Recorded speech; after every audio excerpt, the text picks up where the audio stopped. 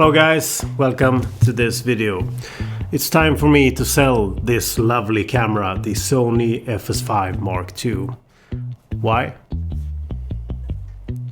Because I now have the FX6.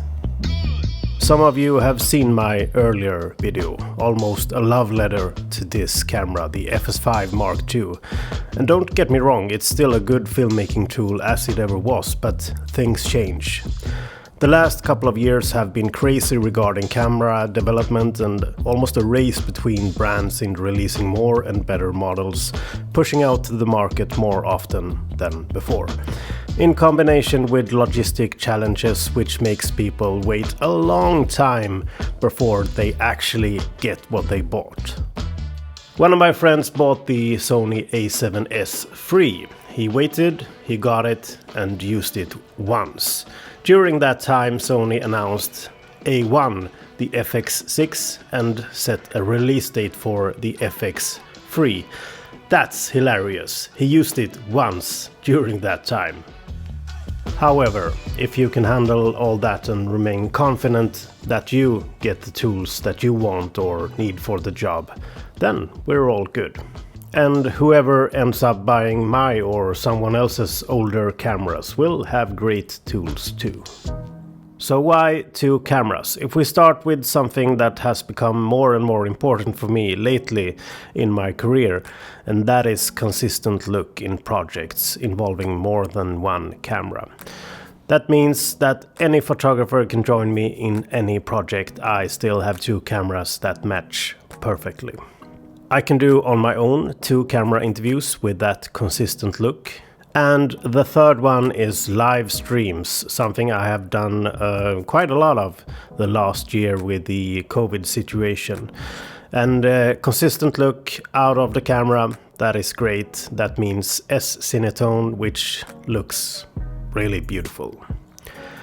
Ergonomics. I'm not a youth anymore. My life on the road and handling all the gear. That means I have back pain and also some pain in my shoulder right now. And I'm a professional. I want to get rid of that and make sure I have good ergonomics and can last in a long career. Which have led me to upgrade my vehicle. So some exciting videos coming up on that. I have also ordered, yet to be received, innovative camera cart, which also helps me handling the gear. And also something else, it led me to start exercising Pilates. So I'm really looking forward to gaining some strength in that area. So ergonomics is important to me. And in combination with image quality, low light performance, variable ND, frame rates and price, this must be the best video camera there is. That's my personal opinion. The FX9 is slightly bigger, and that is sometimes for the better and sometimes not. To have the option to choose size is great for me. Backup. I have always had backup cameras since I got professional, and it speaks for itself. With this combination, almost no one will be able to tell the difference just looking at the images from these cameras. Several friends are also working with Sony cameras, which is useful and helpful if I need some extra gear. Rentals. Where I live, it's quite a drive to the nearest rental house for professional cameras and gear. With this, I'm able to help someone out and open up a new revenue stream by renting out 1 or maybe 2 cameras. So I'm very, very happy with this pair of cameras, both separately and as a pair. I know I said somewhere on social media that I wanted to do a proper comparison between the FX6 and the FX9, but I have changed my mind. Since I have them both, I intend to use them both in the long term, and they have obvious differences. This in size, of course, especially now, fully rigged out with the external monitor, external sound device, also a shotgun microphone and a shoulder plate.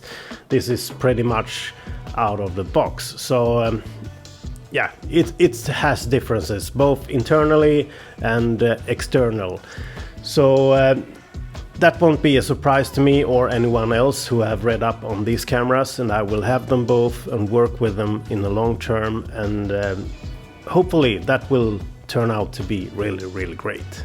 However, if you would comment on this video down below asking me if I had to choose one of these cameras, which one would it be? Then I would say the FX6.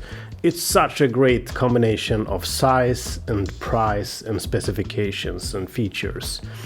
Unless you have a lot of Super 35 lenses, then I would absolutely look at the FX9 and consider that. I hope you enjoyed this video, even though it wasn't that technical and detailed, but I'm sure you will find those videos online if you're looking for that. Also, thank you for considering subscribing to the channel. I'm closing in on 1000 subscribers, and that's a really fun thing for me personally.